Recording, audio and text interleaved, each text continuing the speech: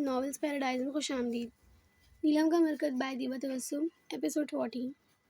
سیاہی مائل رات اپنے پنکھ پھیلائے تمام اجالوں کو شکست دیے ہر شہر پر چھائی تھی۔ یہ جگہ بہت قدیم کھنڈرات کی سی معلوم ہوتی تھی۔ آس پاس موجود مکان اور بنگلے خالی ویران اور ٹوٹ پھوٹ کا شکار تھے۔ دراریں پڑی دیواریں گویا ہوا کے جھونکے پر ہی گرنے کو تیار تھیں۔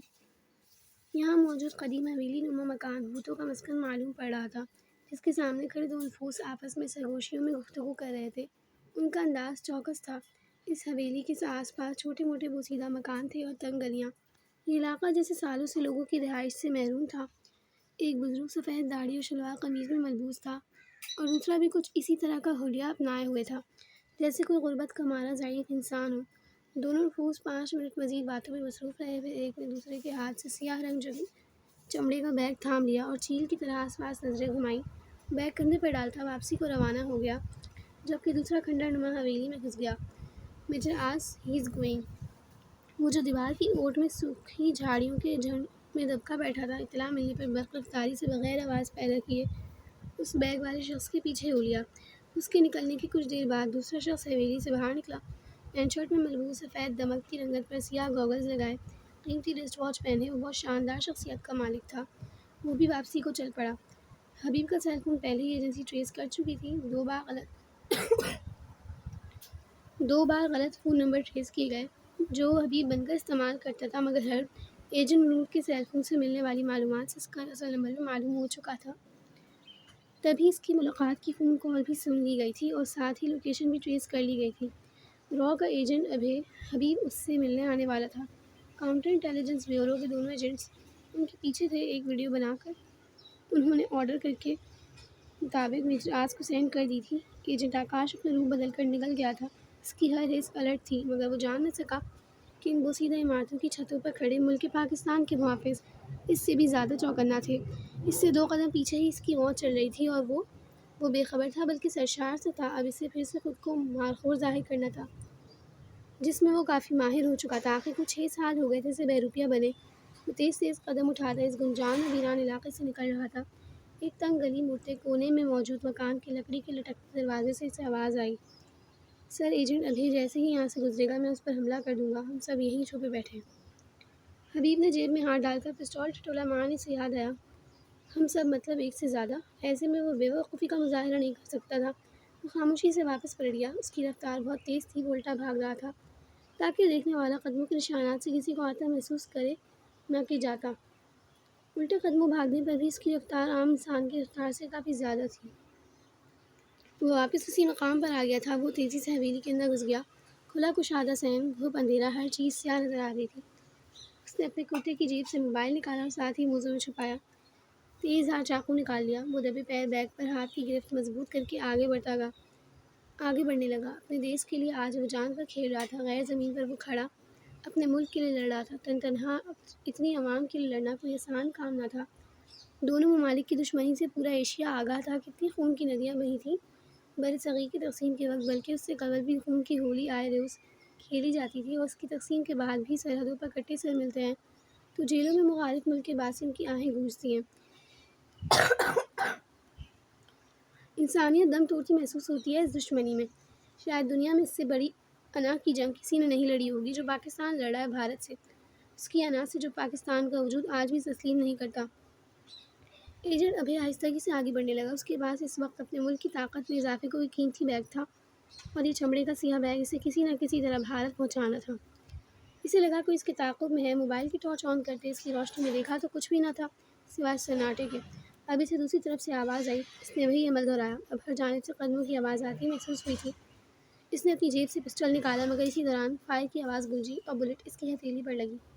سیل فون چھوٹ کر نیچے جا گرا تھا۔ 3-4 افراد چھلانگیں مارتے صحن میں اترے تھے۔ ایجنٹ ابھی کو معلوم ہو گیا تھا کہ اب وہ پھنس چکا ہے، اب واپسی ممکن نہیں۔ اسے شدید غم نے اپنی لپیٹ میں لے لیا۔ منزل کے اتنے قریب آ کر وہ ناکام ہو گئے تھے۔ ایجنٹ آکاش کی 6 سالہ محنت ڈوبنے کو تھی۔ ایجنٹ ابھی کی آنکھیں اس سیاہ اندھیری رات میں بھیگی تھیں، مگر کوئی محسوس نہ کر سکا۔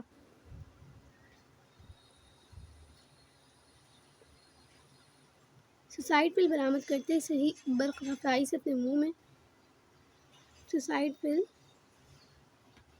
کرتے کی جیب سے برآمد کرتے ہی اسے برق رفتاری سے اپنے منہ میں ڈالتے ہی چبانا شروع کر دیا۔ یہ سب 60 سیکنڈ سے بھی کم وقت میں ہوا تھا۔ مجراس اور اس کے ساتھی اسے گھیر چکے تھے۔ اس کی طرف سے وہ شاید کسی رد عمل کے انتظار میں تھے، مگر ابھی کے سامنے اپنی محبوب بیوی، 2 ننھے بچے اور ماں کا چہرہ لہرایا۔ اس کی فیملی، اس کا خاندان، جن سے میرے جانے اسے کتنا عرصہ ہوا تھا وہ نہیں جانتا تھا۔ اس کے بچے کتنے بڑے ہو گئے ہوں گے، اس کی ماں اسے کتنا یاد کرتی ہوگی، اس کی بیوی اس کی منتظر ہوگی، اس کی واپسی کی راہ تکتی ہوگی، مگر وہ سب بے خبر تھے کہ وہ کہاں ہے، کیا کر رہا ہے۔ دشمن کا تشدد برداشت کرنا بہت مشکل ہے، بلکہ ناممکن۔ تم اپنے ملک میں حساس راز نہ اگل دو، اسی لیے اپنے دیس کی مٹی سے وفا کرنا، اس کیپسول کو نگل لینا۔ یہ ملک تمہاری قربانی سدا یاد رکھے گا۔ اس کے دماغ نے یہی الفاظ آخری بار سنے تھے، دہرائے تھے۔ کیپسول ختم ہو چکا تھا، مگر اس میں چند سانسیں بھی باقی تھیں۔ اپنے آپ کو ہمارے حوالے کر دو ایجنٹ ہبے، تم ناکام ہو چکے ہو۔ مجراس نے پسٹل تانے ہی اپنی مخصوص گرجدار آواز میں کہا۔ حبیب کے ہونٹ تلخی سے مسکرائے تھے، اور پھر وہ بل کھاتا زمین پر لہرا کر گر گیا تھا۔ اوہ نو! مجراس اس کی نبض چیک کرتے بے اختیار افسوس کیا۔ پتہ نہیں قسمت کو کیا منظور تھا۔ نقصان ہونے سے وہ بچا لیتا تھا، مگر فائدہ ابھی تک نہ ہو سکا تھا۔ بیگ مل چکا تھا۔ مجراس نے بیگ اچک لیا۔ وہ بے چینی سے ادھر ادھر پینڈولم کی طرح چکر کاٹ رہی تھی۔ گھڑی کی سوئی اب 4 کا ہندسہ عبور کرنے کو بےتاب تھی۔ گڑیا دادو کے ڈر سے نماز پڑھنے کا کیا فائدہ؟ نماز تو اللہ کے ڈر سے پڑھی جاتی ہے۔ وہ فجر کے وقت عصر مندی سے پڑھتی رہتی تھی۔ دادو کی جھڑکیاں سننے کے بعد ہی کہیں اٹھتی تھی۔ ان کی لمبی ڈانٹ سے ڈرتے وہ فجر ادا کرتی تھی۔ اس کا دل یکدم بھر آیا۔ اندر باہر ایک عجیب سا خالی پن محسوس ہوا، ویرانی سی ہو جیسے۔ سناٹا۔ خاموشی۔ نیلم کو اپنا دل بند ہوتا محسوس ہو رہا تھا۔ کتنی لاپرواہ تھی وہ، اس نے جانے کتنے دنوں سے نماز نہیں ادا کی تھی۔ حالانکہ اسے 2-3 بار میجر آس اور انس کو گھر میں نماز پڑھتے بھی دیکھا تھا۔ شاید وہ قضا ادا کر رہے تھے۔ اس نے اپنا حلیہ دیکھا اور پھر روم میں آ کر الماری کھولنے لگی، مگر وہ قفل تھی۔ اس نے الماری کے ساتھ والی دیوار پر نظر ڈالی۔ ایک اسٹینڈ پر کافی کپڑے لٹکے تھے، اس میں ہی ایک موٹی سی چادر تھی، خاکی رنگ کی۔ اسے نکالنے کے بعد وہ وضو کرنے چل پڑی۔ جیسے جیسے وہ وضو کر رہی تھی، اس کے آنسو بہہ رہے تھے۔ 4-5 دن کے بعد وہ اللہ کے حضور کھڑی ہونے جا رہی تھی۔ اپنی غفلت اور لاپرواہی سے آج سے پہلے کبھی اتنی بری نہیں لگی تھی۔ سر کا مسا کرتے اس کے ہاتھ کپ کپانے لگے تھے۔ اور نماز قائم کرو اور زکوٰۃ دو اور رکوع کرنے والوں کے ساتھ رکوع کرو۔ سورۃ البقرہ آیت نمبر 43۔ نماز کو ادا نہیں، قائم کرو۔ نماز صرف سجدے کا نام نہیں، بلکہ دل کی پوری رضامندی سے اپنے رب کے حضور جھکنے کا نام ہے۔ اپنی افضل ترین شے، پیشانی ٹیکنے کا نام ہے۔ نماز کے ادا کرنے اور اسے قیام کرنے میں بڑا فرق ہے، اور وہ ہمیشہ اسے ادا کرتی آئی تھی، صرف زبان سے پڑھتی آئی تھی، مگر آج وہ دل سے نماز پڑھنے اٹھی تھی۔ آج اس نے اذان سے پہلے وضو کیا تھا۔ پہلے وہ لاپرواہ تھی، بے فکر تھی، اسے کبھی اللہ تعالیٰ سے لمبی لمبی دعائیں نہیں مانگنی پڑتی تھیں، بلکہ اسے یاد نہیں پڑتا کہ کبھی وہ کسی چیز سے پریشان ہوئی ہو، غمزدہ ہوئی ہو۔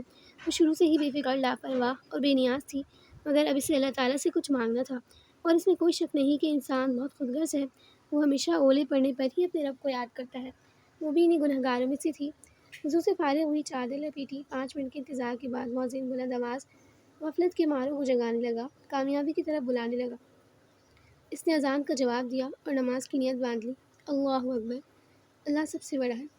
2 سنت اور 2 فرض کے بعد اسے دونوں ہتھیلیاں دعا کے انداز میں جوڑ دیں۔ اپنے جڑے ہاتھ جب اس نے کچھ بلند کیے تو پھوٹ پھوٹ کر ردی سے محسوس ہوا۔ وہ غفور و رحیم، وہ دونوں جہاں کا مالک، ہمیں پیدا کرنے والا، جیسے اس کی صدا سن رہا ہے، اس کی سسکیاں سن رہا ہے، اور وہ بھی سن رہا تھا جو اس نے کہا نہیں تھا۔ فرشتے کہتے ہیں اگر انسان کو معلوم ہو جائے کہ وہ دوران نماز کس کے روبرو ہے تو کبھی سلام نہ پھیرے۔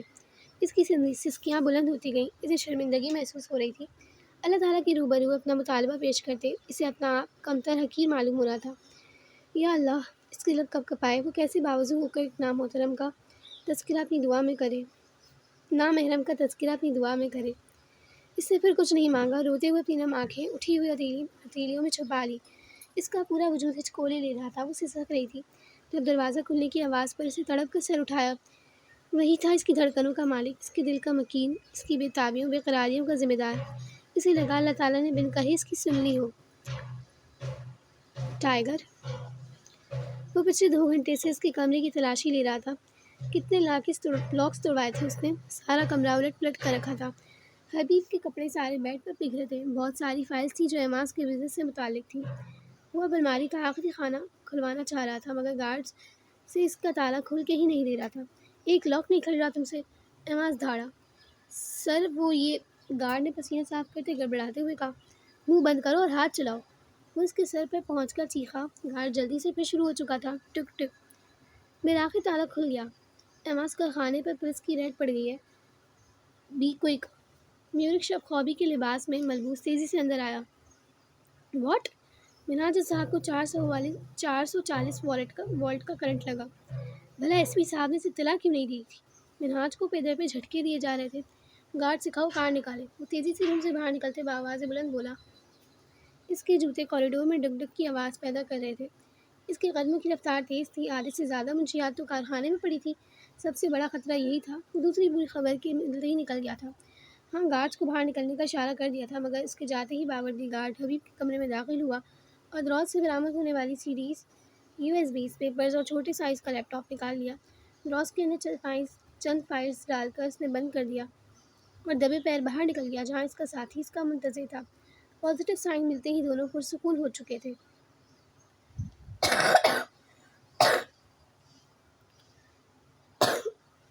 तकरीबन 15 मिनट बाद वो अपने कारखाने के सामने खड़ा था। आप बगैर इजाज़त की इस तरह कैसे मेरे कारखाने की तलाशी ले सकते हैं? पुलिस ने कारखाने में तबाही मचा रखी थी। पुलिस हवलदारों ने हर चीज़ तहस नहस कर दी थी। डब्बे जा बजा बिखरे पड़े थे। मशीनरी को भी चेक किया जा रहा था। वॉशरूम तक न छोड़े थे।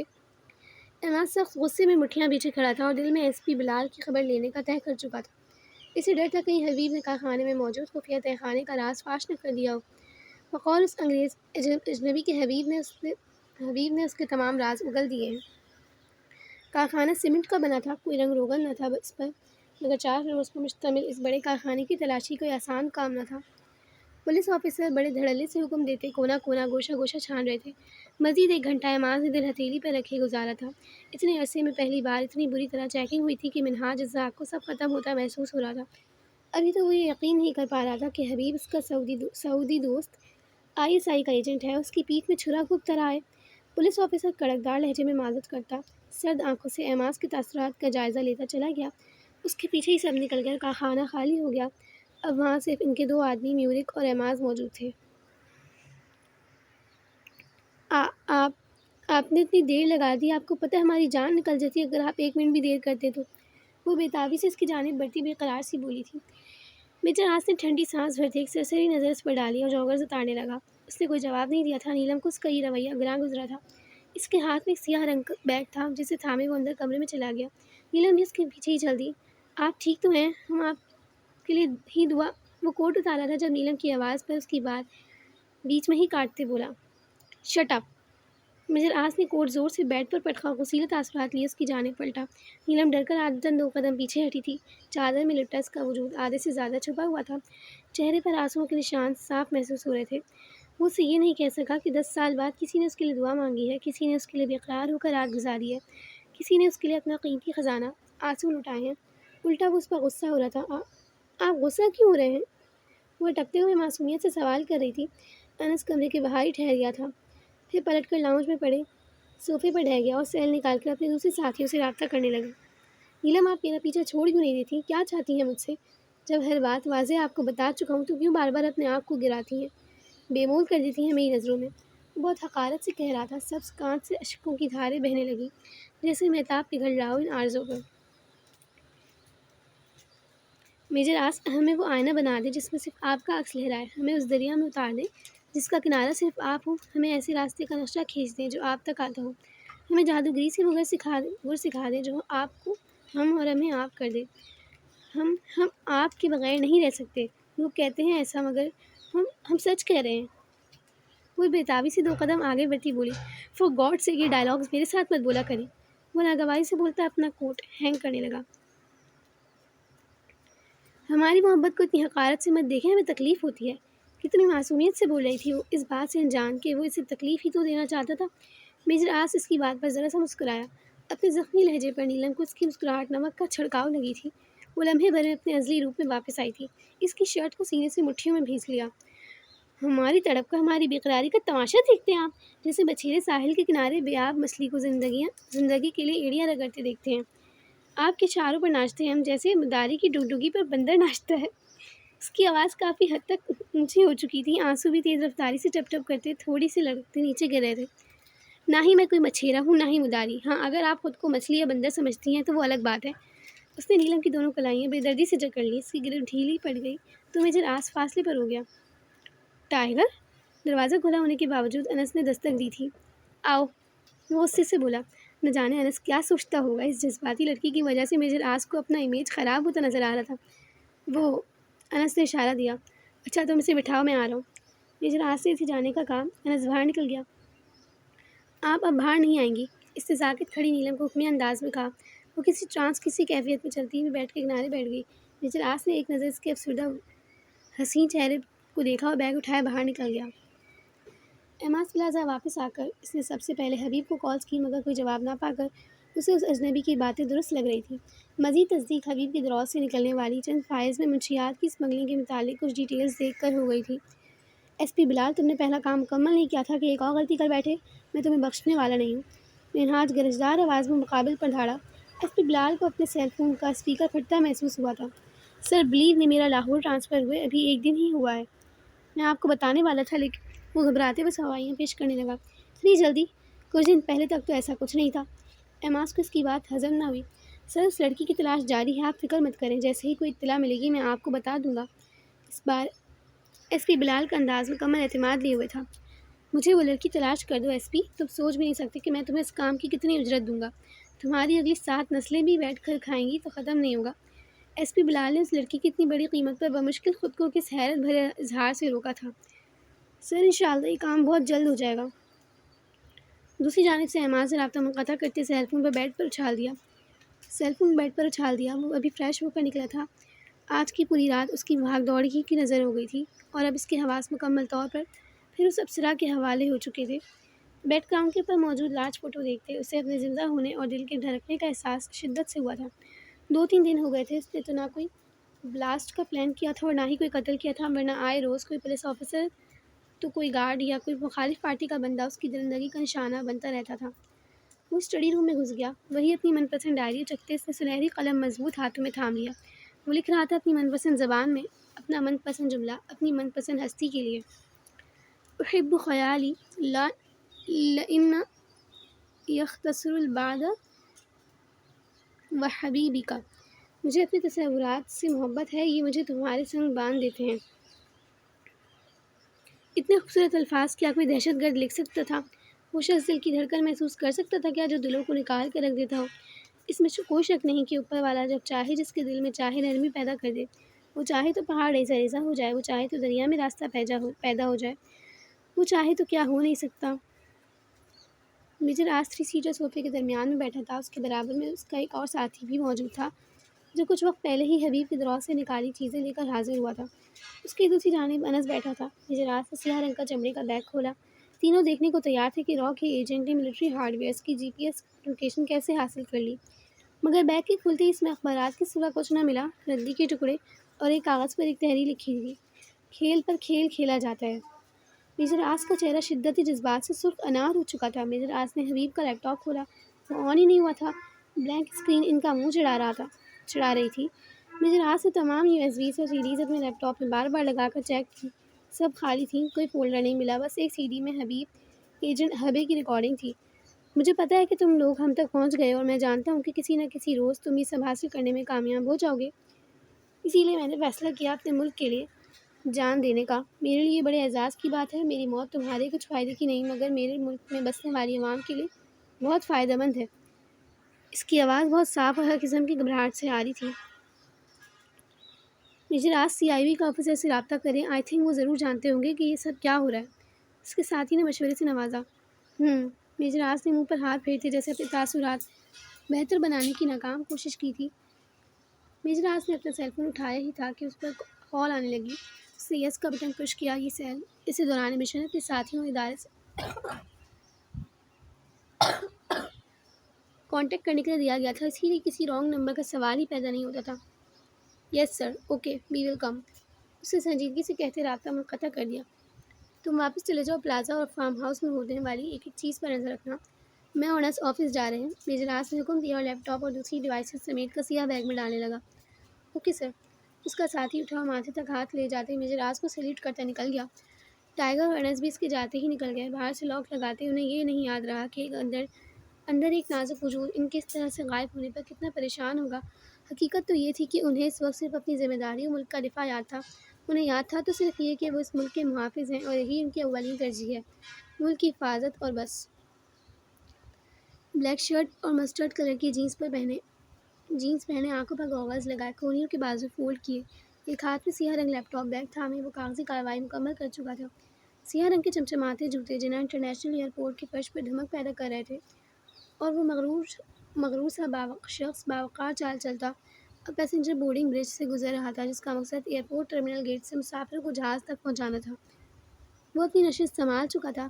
سیٹ نمبر 13 پر بیٹھا وہ کافی مطمئن سا تھا، سرشار سا مگر بے نیاز بنا۔ وہ کسی بھی طرح کا رد عمل یا اپنی خوشی کو اپنی باڈی لینگویج سے ظاہر نہیں کرنا چاہتا تھا۔ وہ جو ظاہر کر رہا تھا لوگ وہی سمجھ رہے تھے، مگر وہ انجان تھے کہ بظاہر کوئی بزنس مین نظر آنے والا یہ ڈیشنگ پرسنالٹی کا مالک شخص ایک بہروپیہ ہے۔ جہاز ٹیکسی کی اور رن وے پر آ گیا۔ 5:40 کے قریب کا وقت تھا، ملگجا اندھیرا مگر فضا پرسکون تھی۔ ٹیکسی وے کو ہلکے نیلے رنگ کی روشنیوں سے منور کیا ہوا تھا تاکہ رن وے اور ٹیکسی وے میں تفریق کی جا سکے۔ رن وے، جس کی چوڑائی 250 فٹ اور لمبائی 3000 میٹر سے زائد تھی، کے کناروں پر بھی مختلف رنگوں کی لائٹنگ تھی جو threshold, designator, touch down zone, centre line, aiming point کے مطابق لگائی گئی تھیں، جن سے رن وے پر طے کیا گیا راستہ معلوم کیا جا سکتا تھا۔ جناح ایئرپورٹ کے رن وے میں 1 گھنٹے میں 15 پروازوں کو ہینڈل کیا جا سکتا تھا، جبکہ ٹیکسی وے پر 12 پروازوں کو۔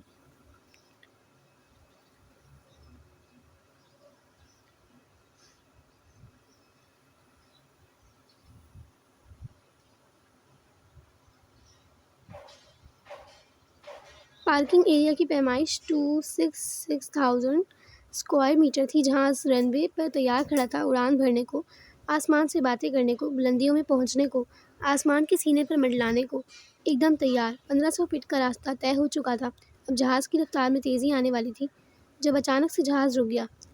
یہ پرواز کچھ خرابی کی بنا پر 1 گھنٹے کی تاخیر سے اڑان بھرے گی۔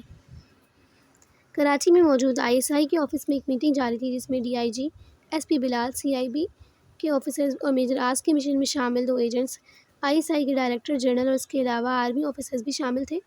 ہرب کا سیل فون جب ہماری تحویل میں آ گیا تھا، رو کو تبھی خبر ہو گئی تھی کہ ہم جان گئے ہیں کہ رو کا ایجنٹ ابھے ایجنٹ آکاش سے ملاقات کو آ رہا ہے، اور اس ملاقات میں آکاش ابھے کو وہ سارے راز فراہم کر دے گا جو اس نے 6 سال سے ISI میں داخل ہو کر حاصل کیے ہیں۔ تبھی انہوں نے پلان چینج کر لیا۔ ایجنٹ آکاش نے ابھے سے پہلے ایک اور بندے سے بھی ملاقات کی تھی شام کے وقت، اور وہ تھا ایجنٹ ارجن، جس کے پاس اب وہ سیاہ بیگ ہے۔ ہمارے ملک کا قیمتی خزانہ ہے وہ۔ CIB کے ایجنٹس کو پتہ چل گیا تھا کہ بابر حمید نامی شخص دراصل رو کا ایجنٹ آکاش ہے، تبھی سے اس کی ہر کارروائی پر نظر رکھی جانے لگی، اور اب CIB کی رپورٹ کے مطابق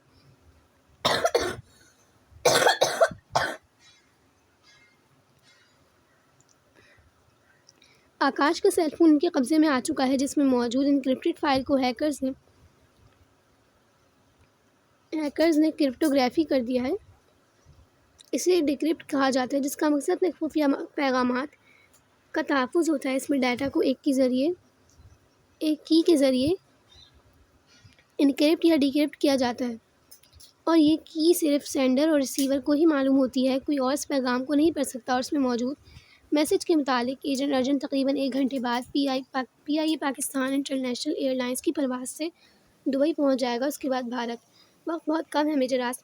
میٹنگ کے بقیہ حصے میں میجر آرمز کا کوئی کام نہیں تھا، اسے اس کا کام بتا دیا گیا تھا اور وہ کھڑا ہو چکا تھا۔ اس کے ساتھ 2 CIB کے ایجنٹ بھی نکل گئے تھے اور انس بھی۔ ان کے جانے کے بعد اصل میٹنگ شروع ہوئی تھی۔ ونگز انٹیلیجنس بیورو کے 2 ایکسٹرنل اور انٹرنل ونگ نام سے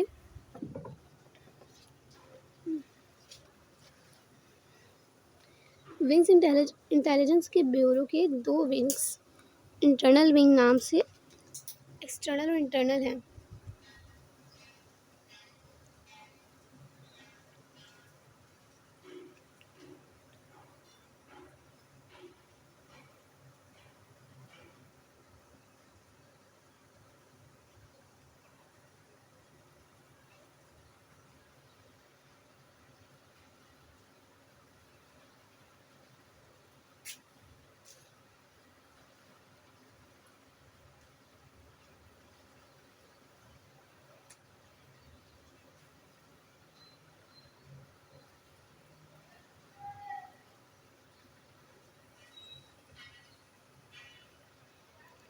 انٹرنل ونگ یا ضروری معاملات دیکھتا ہے، جبکہ ایکسٹرنل ونگ کا کام بیرونی ممالک میں ملکی مفادات کی حفاظت کرنا ہے۔ انٹیلیجنس بیورو کا ایک شعبہ کاؤنٹر انٹیلیجنس بیورو بھی ہے، جس کا مقصد اپنی ہی انٹیلیجنس کے معاملات پر نظر رکھنا ہوتا ہے تاکہ خفیہ سروس کے اہم ترین ادارے پر ایک چیک اینڈ بیلنس رہے اور کوئی ملک دشمن یا دوسری غیر ملکی ایجنسیاں حساس راز چوری کرنے میں کامیاب نہ ہو سکے۔ بیرون ملک سے روز سینکڑوں کی تعداد میں لوگ ہوائی جہازوں یا بحری راستوں سے پاکستان آتے ہیں، کوئی سعودیہ سے تو کوئی بھارت، دبئی یا امریکہ سے۔ انٹیلیجنس بیورو کا یہ فریضہ ہے کہ وہ ان کی جاسوسی کرے اور جو مشکوک نظر آئے اس کے متعلق رپورٹ تیار کی جائے۔ اسی لیے جیسے ہی ایجنٹ آکاش کی سرگرمیاں مشکوک نظر آنے لگیں، اس کی جاسوسی شروع کر دی گئی۔ یہ حساس ادارے ہوتے ہی ایسے ہیں، یہاں جاسوسی کرنے والوں کی بھی جاسوسی کی جاتی ہے، اور پھر جب یہ معلوم ہوا کہ ایجنٹ آکاش دراصل ISI یعنی پاکستان کی ہی خفیہ ایجنسی کا کارکن ہے، تو معاملہ اور الجھ گیا اور مزید تحقیقات کی گئی اور بات سامنے آ گئی۔ سفید بے داغ شرٹ اور براؤن ٹائٹ جینز اس کی سونے کی مانند دمکتی رنگت پر بہت جچ رہی تھی۔ سنجیدہ چہرہ، تیز رفتاری کی باعث کشادہ پیشانی پر ننھے ننھے موتی چمک رہے تھے۔ وہ پورے راستے ڈیکرپٹڈ میسج پڑھتا آیا تھا اور اس میں سے اپنے کام کا نقطہ مل چکا تھا۔ ہر خفیہ ایجنسی کا جاسوس ایک چہرے میں 100 روپ لیے ہوتا ہے، اسے پہچاننا کئی بار ناممکنات میں سے ہوتا ہے۔ ایجنٹ ارجن جس حلیے میں ایجنٹ آکاش سے ملنے آیا تھا وہ مختلف تھا، اور اب کی بار جانے وہ کون سے روپ میں ہوگا۔ 8205 کوڈ نمبر کے جو پیغام کے آخر میں لکھا تھا، یہ 5 حروف کا کوڈ میجر آس کے لیے کیا تھا، اس کا اندازہ پوری دنیا میں صرف وہی لگا سکتا تھا۔ 82057 ویئر از یو سے گزرتے میجر آس نے پیغام ٹائپ کیا تھا۔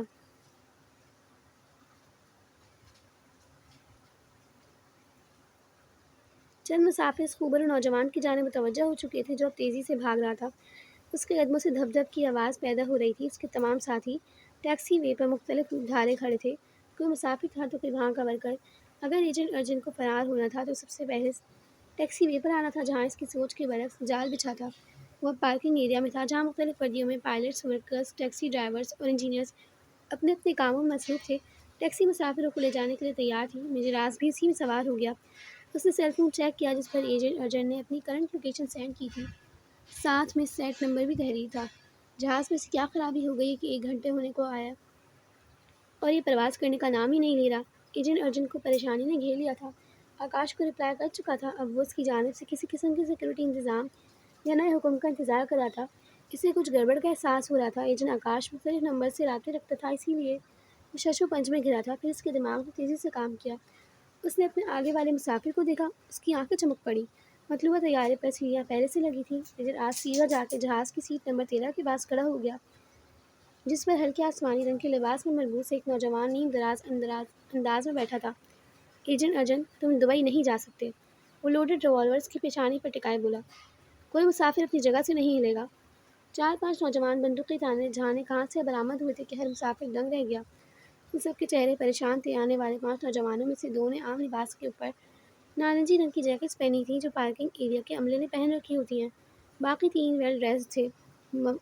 میں جس مسافر کو میجر آس ایجنٹ ارجن سمجھا تھا، وہ گھبراتے ہوئے کچھ کہنے کی کوشش میں ہلکان ہو رہا تھا۔ اس کی نیند بھپ سے اڑ گئی تھی، وہ صحیح معنوں میں ہوش میں آ چکا تھا۔ سامنے کھڑے کرخت تاثرات والے دلکش چہرے کو اس نے بے بسی سے دیکھا۔ ایجنٹ ارجن اگلی نشست پر اطمینان سے بیٹھا دل ہی دل میں اپنی قابلیت کو سراہ رہا تھا، جب اچانک اسے اپنی گردن کے پچھلے حصے پر چبھن کا احساس ہوا۔ پھر اس کے کانوں نے وہ سنا جسے اس کی امید نہ تھی۔ کم آن ایجنٹ ارجن، تم کیا سمجھے تھے سیٹ بدلنے سے انسان بدل جاتا ہے؟ سرد آواز، بھاری لہجہ۔ ایجنٹ ارجن کا سانس اٹک گیا، اس پر کپکپی طاری ہو گئی۔ سامنے سے 2 پولیس آفیسر آ رہے تھے۔ چند منٹ بعد ہتھکڑیاں اس کی کلائیوں میں تھیں۔ Game changer. اس کی آنکھ کب لگی تھی اسے پتہ نہ چلا، کب وہ غنودگی میں گئی اور کب وہ سب گھر سے گئے۔ Tiger, tiger! وہ پورے گھر میں اسے آہستگی سے آوازیں دے رہی تھی۔ دبے دبے پیر کچن میں، واش رومز میں دیکھا، وہ اور انس دونوں غائب تھے۔ اس نے گہری سانس لیتے خود کو ریلیکس کرنا چاہا۔ اس نے چاہا اس کا دماغ سمجھ جائے کہ وہ ان کے لیے ضروری یا اہم نہیں ہے۔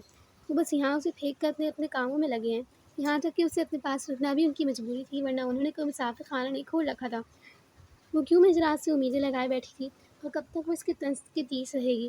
وہ یہاں کیوں رکی ہے؟ اگر میجر آس کو اس کی کوئی پرواہ نہیں تھی، اس کے دل کی فکر نہیں تھی، تو وہ کیوں اس کے مشن کی خاطر اپنے گھر والوں سے دور رہتی؟ وہ کیوں اپنے دل کو قابو کیے اپنے گھر والوں کو، اپنے بابا کو اور آپی کو بلائے بیٹھی تھی؟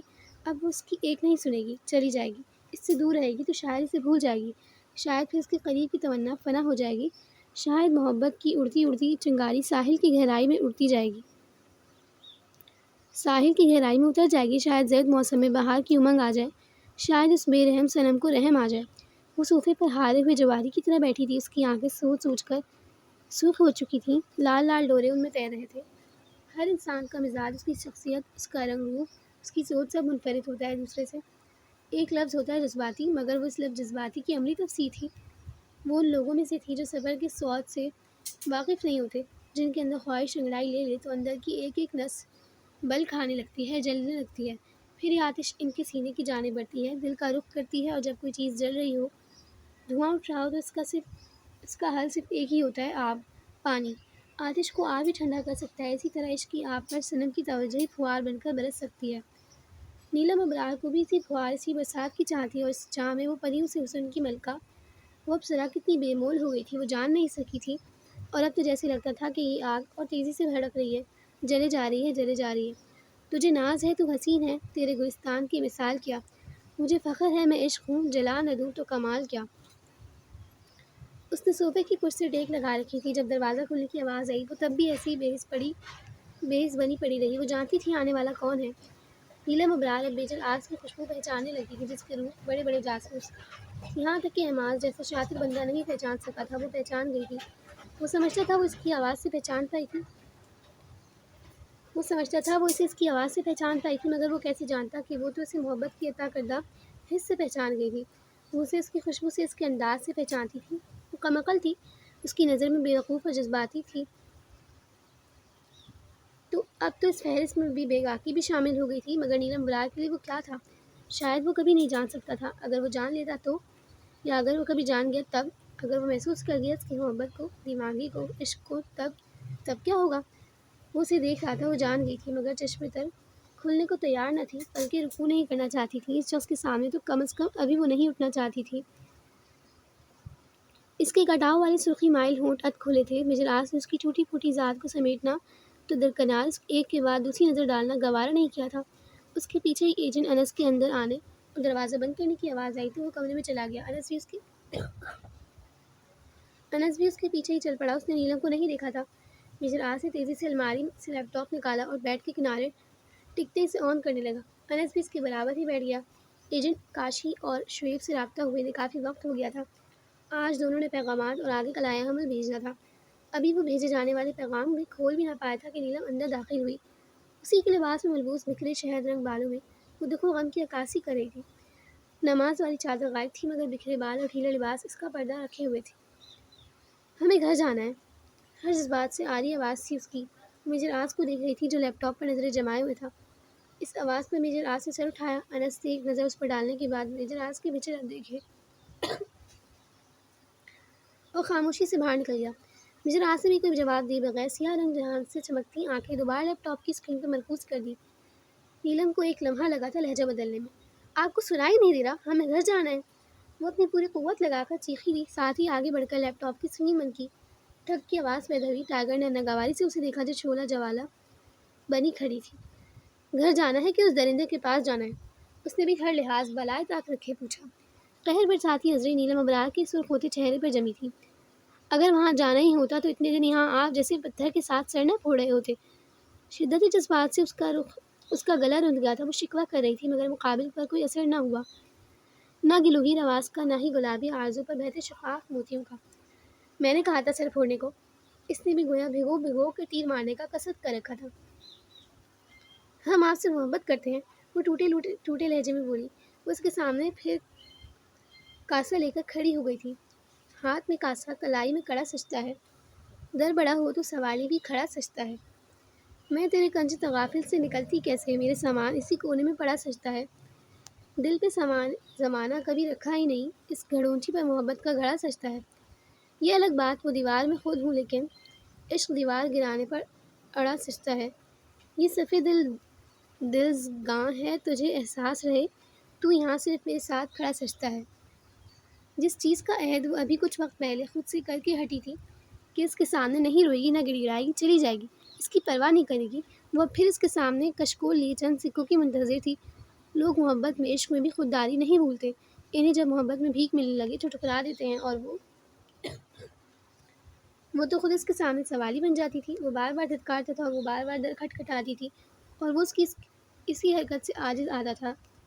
میں نے کہا تھا محبت کرنے کو، وہی طنزیہ لہجہ، مگر اس بار حقارت بھی صاف نمایاں تھی۔ اس کا بس نہیں چل رہا تھا کہ سامنے کھڑی لڑکی کو سنسار کر کے رکھ دے، جسے اپنی عزت نفس کی رتی برابر پرواہ نہیں تھی۔ کم از کم ان حرکتوں سے وہ میجر آج کا دل نہیں جیت سکتی تھی۔ آخر وہ مان کیوں نہیں لیتی تھی کہ وہ اسے تسخیر نہیں کر سکتی؟ بالکل صحیح کہا آپ نے۔ آنسو ٹپ ٹپ گر رہے تھے، جیسے ہموار سطح پر بارش کی بوندیں گرتی ہیں۔ وہ ہکلائی۔ شاید الفاظ درد کا سینہ چیرنے میں دقت محسوس کرنے لگے تھے۔ آپ نے تو نہیں کہا تھا ہمیں محبت کرنے کو، ہم مانتے ہیں آپ نے نہیں کہا تھا، مگر آج ایک بات آپ کو بھی ماننی پڑے گی۔ اس نے اپنے نازک ہاتھ سے گلابی آرزو پر بہتے سیال کو رگڑ کر صاف کیا۔ ہم نے محبت کو نہیں چنا تھا، محبت نے ہمیں چنا تھا، اور ہماری بدقسمتی تو دیکھیے، ہم نے ابتدائے عشق کا آغاز بھی انتہائے عشق سے کر ڈالا۔ یار پر سب وار دینا عشق ہے، آپ ہمیں کاٹ ڈالیں، جلا ڈالیں، مار ڈالیں، آپ کو حق ہے، مگر ہم اف نہیں کریں گے۔ جس لمحے ان لبوں سے حرف شکایت ادا ہو، اگلے حرف کی مہلت نہیں مانگے گی یہ زندگی۔ درد سے چور لہجہ، سحر انگیز آواز، کوئی اس سے دامن چھڑا سکتا تھا تو وہ شاید اس پوری دنیا میں میجر آس عالم ہی تھا۔ اتنی محبت کرتی ہو تو چند دن اور رک جاؤ۔ ایس پی بلال کے مطابق 2 دن میں وہ یہ رپورٹ دے دے گا کہ تم وہاں سے فرار ہونے کے بعد روڈ ایکسیڈنٹ میں ماری گئی ہو، پھر تم ہر خطرے سے آزاد ہو جاؤ گی۔ وہ تلا دلا تھا اسے پروفیشنل لہجے میں۔ کیا اس کا دل ایک بار بھی نہ کانپا تھا نیلم ابرار کو مردہ کہتے ہوئے؟ اس کے دل میں سوئی چبھی تھی، چبھن کا احساس بہت زیادہ تھا۔ نمکین پانی کی دھاریں اور تیزی سے بہنے لگیں۔ ہم مر جائیں گے تو آپ کو کوئی فرق نہیں پڑے گا؟ میجر آج دوبارہ لیپ ٹاپ کے ساتھ مصروف ہو گیا تھا جب نیلم نے افسردہ آواز میں سوال کیا۔ For God sake leave me alone, خدا کے واسطے مجھے تنہا چھوڑ دیں۔ وہ دانت پیس کر بولا۔ ٹھیک ہے، چلے جاتے ہیں، جب آپ ہمیں یاد کریں گے نا تب ہم بھی واپس نہیں آئیں گے۔ اس نے آنسو پوچھتے نروٹھے انداز میں جواب دیا، جیسے کوئی بچہ لڑائی ہونے پر بولتا ہے۔ آپ کی نوازش ہوگی۔ وہ چڑھ کر بولا تو نیلم مزید ایک لمحہ بھی رکے بغیر کمرے سے نکل گئی۔ سراپا عشق ہوں میں، اب بکھر جاؤں تو بہتر ہے، جدھر جاتے ہیں یہ بادل ادھر جاؤں تو بہتر ہے۔ ٹھہر جاؤں یہ دل کہتا ہے تیرے شہر میں کچھ دن، مگر حالات کہتے ہیں کہ گھر جاؤں تو بہتر ہے۔ دلوں میں فرق آئیں گے، تعلق ٹوٹ جائیں گے، جو دیکھا جو سنا اس سے مکر جاؤں تو بہتر ہے۔ یہاں ہے کون میرا جو مجھے سمجھے گا فراز، میں کوشش کر کے خود ہی سبر جاؤں تو بہتر ہے۔ بڑے سے ڈائننگ روم میں آج بھی ہمیشہ کی طرح پرتکلف ناشتے کے لوازمات میز پر سجے تھے۔ سورج پورے پرتباک انداز میں آسمان کے سینے میں اکڑا بیٹھا تھا۔ اس کی شعاعیں تندی سے نکلتی سنہری رنگ زمین کو منور کر رہی تھی۔ 11 بجے کے وقت بھی دوپہر کا سماں تھا۔ حبیب کی اصلیت کھلنے کے بعد منہاج اظہار کے لیے آنکھ لگانا ناممکنات میں سے تھا۔ وہ چینی کی پلیٹ میں رکھے آملیٹ کو کانٹے کی مدد سے بس کاٹ رہا تھا۔ سوچیں کہیں دور نکل گئی تھی۔ کھانا آج بھی وہ سادہ کھاتا تھا۔ ناشتے میں چیز آملیٹ اس کا پسندیدہ ترین تھا۔ اگر حبیب ISI کا بندہ تھا تو اس کا مطلب شاکر بھی ISI کا ہی ایجنٹ ہے۔ مگر نہ ہی شاکر سے اس کا رابطہ تھا، نہ ہی حبیب کل سے احماس پلازا واپس آیا تھا۔ میورک ناشتے سے مکمل انصاف کرنے میں مصروف تھا۔ فروٹس اور جوس، ان 2 چیزوں کا وہ کثرت سے استعمال کرتا تھا، تبھی بڑھتی عمر کے باوجود وہ چست اور توانا تھا۔ سر 2 گارڈز آپ کے لیے ایک اطلاع لے کر آئے ہیں، بہت ضروری ہے، کہتے ہیں آپ سے بات کر کے ہی جائیں گے۔ اس کے خاص ملازم نے کھانے کی میز کے کنارے کھڑے ہوتے کہا۔ سفید رنگ کی وردی میں ملبوس نوکر کو اعماز نے ہاتھ کا اشارہ کیا تو فوراً کھسک گیا۔ اسی طرح کا نوکر جو میورک کے پاس کھڑا تھا وہ بھی چلا گیا۔ کیا بات کرنی ہے انہیں؟ منہاج نے پہلا لقمہ منہ میں ڈالتے سنجیدگی سے پوچھا۔ سر کہہ رہے ہیں کہ کسی لڑکی کے متعلق اطلاع دینی ہے۔ وہ تابعداری سے سر جھکائے ہاتھ باندھے کھڑا تھا۔ منہاج کا چلتا منہ پل بھر کو رک گیا تھا، پھر اس نے پانی کا گلاس چڑھاتے نوالا چبائے بغیر ہی نگل لیا اور نیپکن سے ہاتھ صاف کرتا کرسی کھسکا کر کھڑا ہو گیا۔ اس کا رخ اب ڈرائنگ روم کی جانب تھا۔ احماس نے کبھی کسی گارڈ سے تفصیلی بات نہیں کی تھی، اسے ان کے چہرے بھی کم ہی یاد رہتے تھے۔ گارڈز بدلتے رہتے تھے، مرتے رہتے تھے، کبھی اس کے ہاتھوں، کبھی مخالف پارٹی کے ہاتھوں۔ وہ ڈرائنگ روم میں داخل ہوا جہاں گارڈ کی وردی میں ملبوس 2 افراد پریشان سے کھڑے تھے۔ احماس آگے بڑھا اور اپنی مخصوص نشست سنبھال لی، ہمیشہ کی طرح چوڑے ہو کر ٹانگ پر ٹانگ جماتے بیٹھا۔ بولو۔ مختصراً بولتے اس نے اجازت دی۔ دونوں گارڈز نے ایک دوسرے کو دیکھا اور پھر ایک کو جھجکتے ہوئے سر کو مزید جھکاتے ہوئے بولا، سر جو لڑکی غلطی سے ہماری کار میں سوار ہو گئی تھی وہ… اس کے بعد وہ اٹک گیا یا دانستہ رک گیا تھا۔ وہ کیا؟ منہاج مستعد سے دھاڑا، سر اس لڑکی کو ہم نے ایگل کے ساتھ دیکھا ہے۔ دوسرا گارڈ جلدی سے بولا، کیا بکواس کر رہے ہو؟ زخمی شیر کی سی دھاڑ تھی اس کی، وہ اپنی نشست چھوڑ کر کھڑا ہو چکا تھا۔ ایگل اس کی ناک کے نیچے اس کی محبت کو بھگا لے گیا تھا اور اسے پتہ ہی نہ چلا تھا۔ وہ بیوقوف بن گیا، منہاج اسحاق کو بیوقوف بنا دیا اس نے۔ اس کے پورے جسم میں شرارے دوڑ گئے تھے، اس کے تن بدن میں آگ لگ گئی۔ اس وقت اگر ایگل اس کے سامنے ہوتا تو وہ 1 منٹ کی بھی تاخیر کیے بنا اس کے سینے سے دل نکال لیتا۔ سر ہم سچ کہہ رہے ہیں، بہت پیچھا کیا ان کا، مگر وہ بائک پر تھے اور ہم گاڑی میں، تبھی ٹریفک میں پھنس گئے اور وہ لوگ نکل گئے۔ گارڈ نے شرمندہ ہوتے کہا۔ منہاج نے زیر لب 2-3 گالیوں سے اسے نوازنے کے بعد صوفے کے پاس پڑی شیشے کی میز سے سراہی اٹھا کر اسے دے ماری۔ خون کا لاوا ابل کر اس کے ماتھے سے بہنے لگا۔ اس کا پورا منہ اس لال رنگ کے مادے سے سج گیا تھا۔ اس کے ساتھ کھڑا گارڈ کب کپانے لگا۔ ایماز کی دہشت اتنی تھی کہ وہ بڑھ کر اپنے ساتھی کا خون ہی صاف نہ کر سکا۔ اس کا ساتھی لہرا کر زمین بوس ہوا تھا اور منہاج اسے ایک ٹھوکر رسید کرتا ڈرائنگ روم سے نکل گیا۔ وہ تیزی سے چلتا اپنے کوٹ کا بٹن لگاتا لفٹ کی جانب بڑھ رہا تھا جب پیچھے سے اس کا خاص ملازم بھاگتا ہوا آیا۔ سر، یہ مین گیٹ کے پاس پڑا ملا ہے، اس پر آپ کا نام لکھا ہے۔ اس نے خاکی رنگ کا لفافہ اس کے سامنے کرتے کہا۔ ایماز نے سرخ ہوتی نگاہوں سے اسے گھورا اور جھپٹنے کے انداز میں لفافہ تھام لیا۔ اس نے محسوس کیا لفافے میں کوئی تصویر یا فائل ہے۔ اس نے لفافہ چاک کرنے کے بجائے اس کاغذی لفافے کو آگے سے پھاڑ دیا۔ اندر الٹی تصویر پڑی تھی جس کی بیک پر ایماز لوزر تحریر تھا۔ ان چند الفاظ نے اس کی حالت بگاڑ کر رکھ دی۔ غصے کی شدت سے اس کے دماغ کی رگ پھڑپڑانے لگی تھی اور رہی کسر تصویر کے پلٹنے اور اس میں موجود ہستیوں کے چہروں نے نکال دی تھی۔ اس نے دانتوں پر دانت اس انداز میں جما رکھے تھے کہ جبڑوں میں موجود باریک باریک نیلی نسیں ابھر پڑی تھیں۔